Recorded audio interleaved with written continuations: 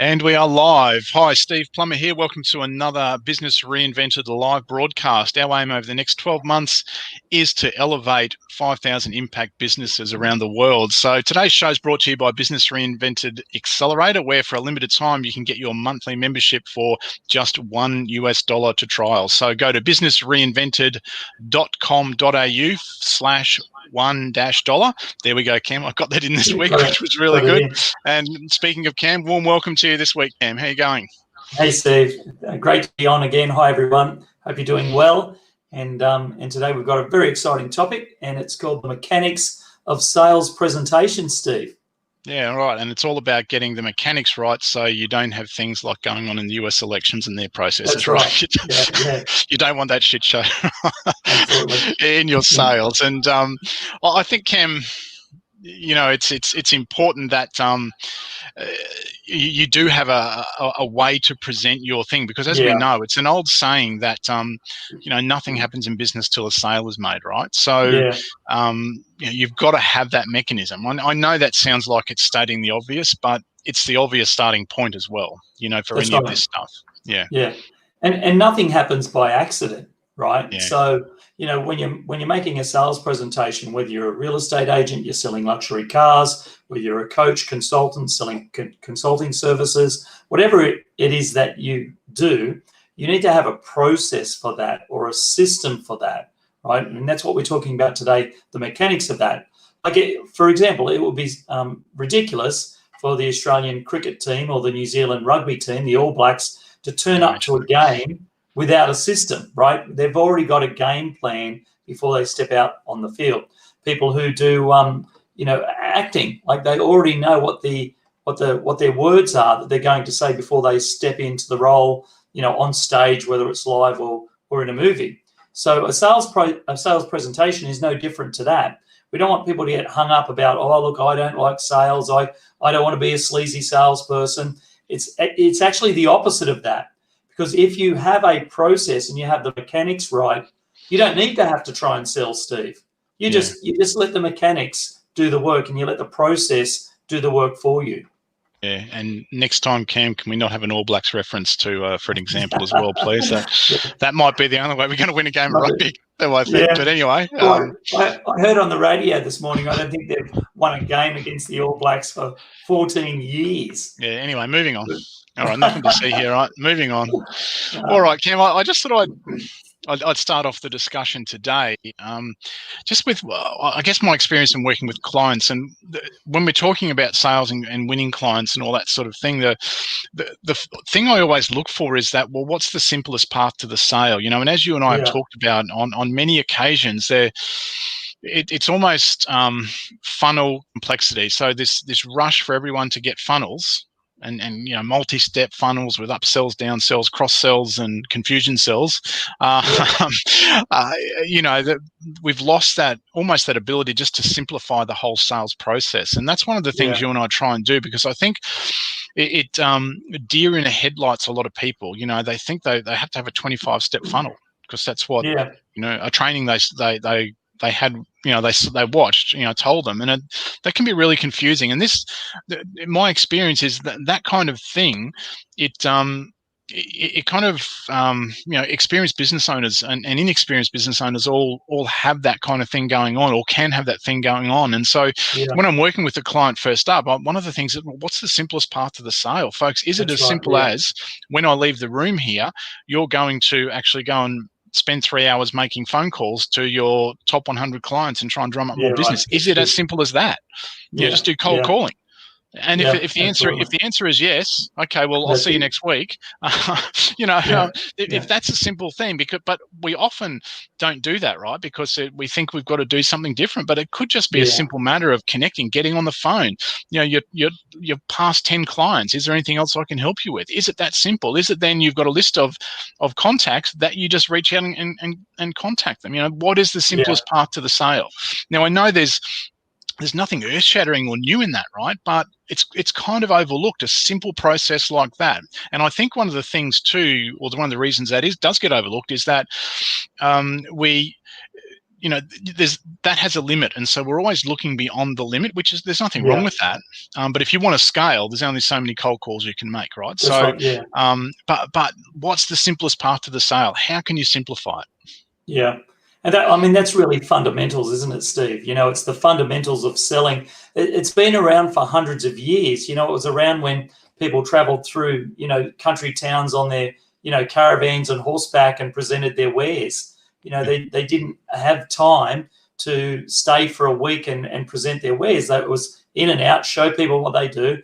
I can remember going to the Easter show as a young kid, and you go through the Easter show, and I still remember the guy there with the vegetable shredder, and he's doing the demonstration. He's got the microphone, and he's, you know, and there's a crowd coming around to see how carrots will peel.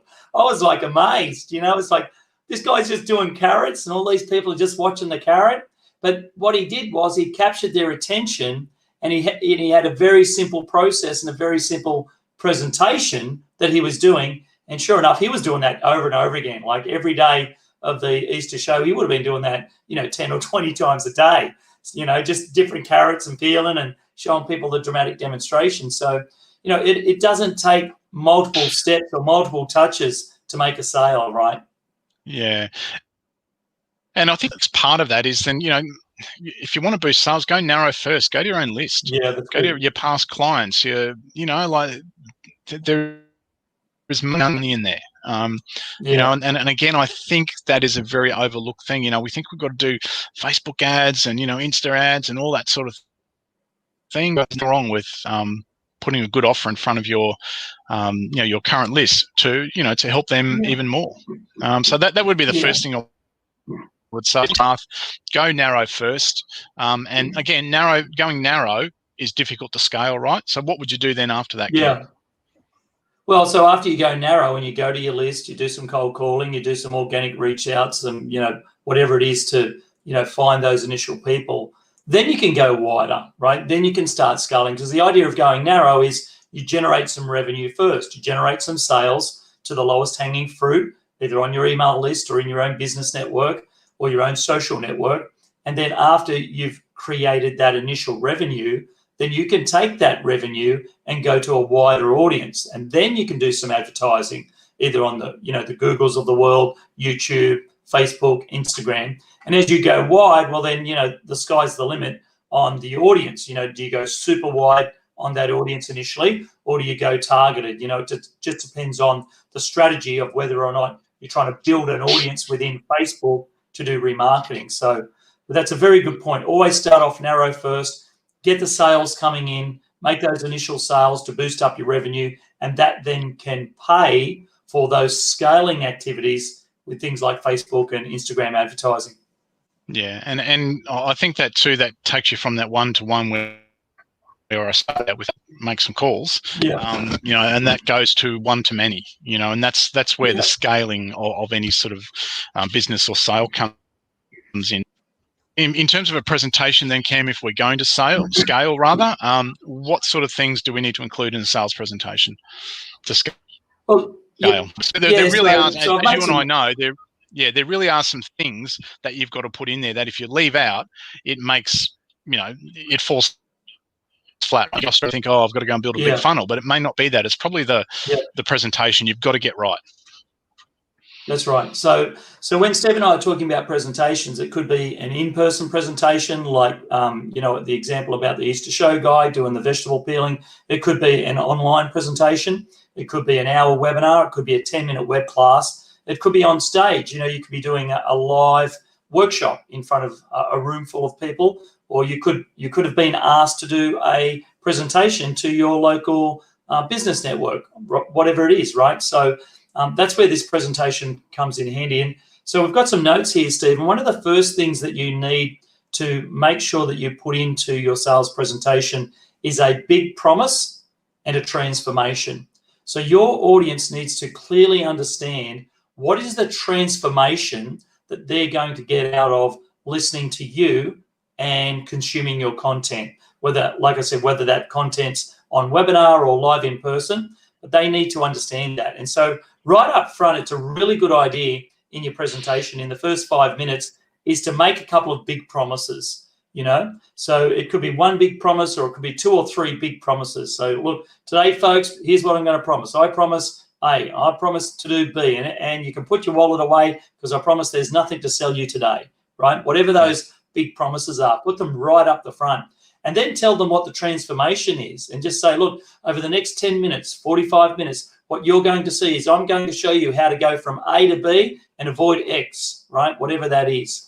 So, you know, you've got to have that transformation in there as well, and present it in that format. Big promises first, transformation second, and then move on to the next step, Steve. Because here's the thing, right? They don't want you. They don't want your mechanism. They want the result, right? They want that transformation. That's and right. That's what you've got to sell. And I see this all the time, Cam. We get so, and you know, I think just human nature, we're all guilty of doing this. We get so caught up in our own stuff because we're in our own stuff. Yeah. That other people see our value immediately, right? And they don't want me. They don't want Cam. They want the transformation that Steve or Cam can give them. And it's the same in your business. Right. And you've got to get that mindset right when you're doing any sort of presentation, right? That's the key thing, right? They must have the the transformation. Yeah. The transformation, yeah. Yep. So the next step, Steve, is after you give them the transformation, is that you've got to pre-frame the presentation and pre-frame your content. So, you know, if you're going to tell them 3 things in the content, well, you tell them what you're going to tell them, right? So in today's presentation, here's what we're going to cover. We're going to cover number 1, we're going to cover number 2, and we're also going to cover number 3. So by the end of the presentation, you'll know how to do 1, 2, and 3, right? So whatever it is in your target market. And then you deliver the content, Steve. So that's the teaching part, or the education part. And one thing we want to share with people here is how to use stories to sell. So when you deliver your content, you've got to be adding some storytelling into the content, because people don't remember facts and figures, but they remember the stories. And when you tell a story, it allows you to relate to more people even quicker, right?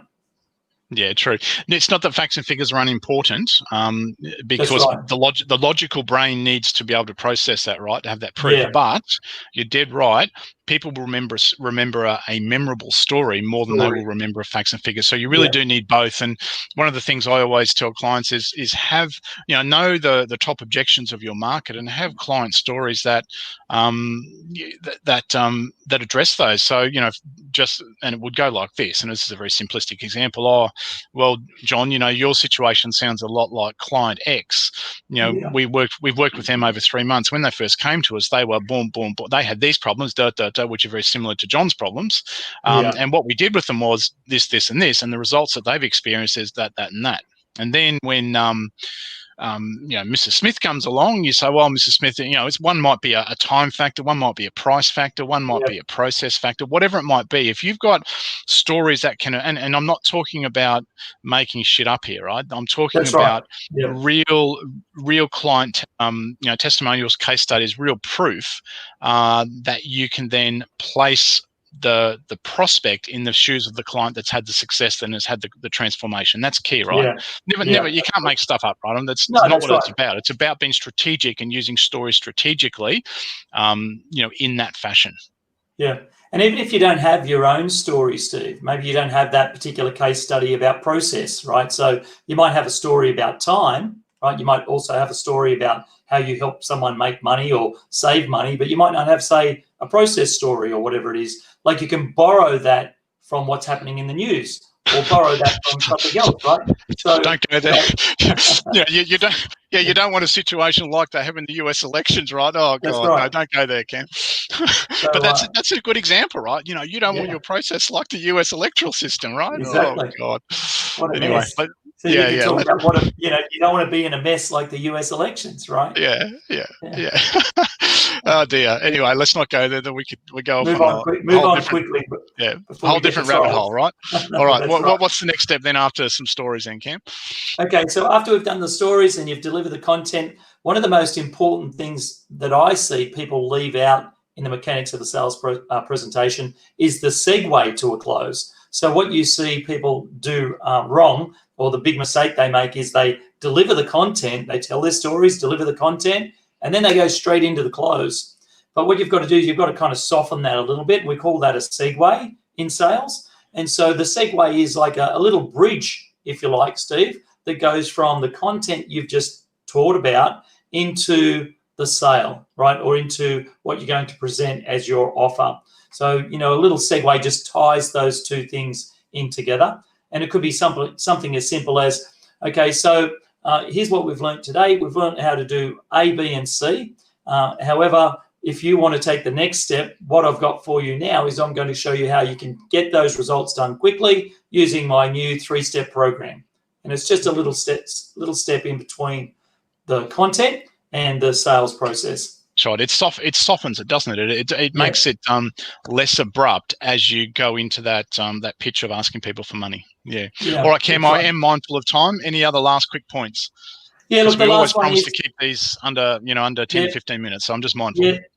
Yeah, too much talk about elections and rugby. So the last two things, real quick, present the offer, and you should have got the offer right, you know, to start with before you even done the sales presentation. So make sure you present the offer in a way that, you know, is attractive for your target audience. And the last thing, tell them what to do next. So after you present the offer, tell them what to do. Click that button below. Click the link I'm putting in chat. Go to the back of the room and see Joe and sign up for the program.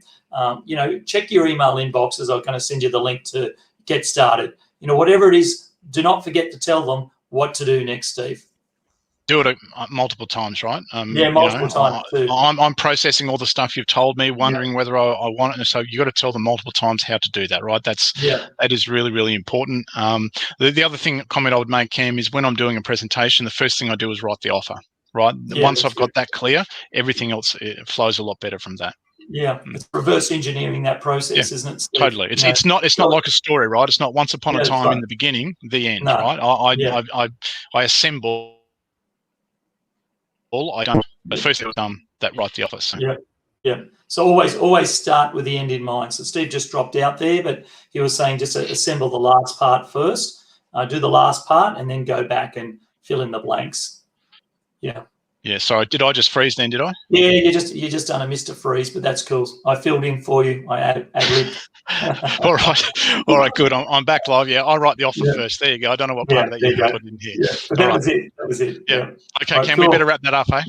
Yeah. Thanks, Steve. Thanks, everyone. For more information about what Steve and I do, if you want help with your sales presentation, just go to businessreinvented.com.au, and we'll also put a couple of links below this video, wherever you're watching, whether it's on Facebook or YouTube, and you can go to those links and get some more free resources as well.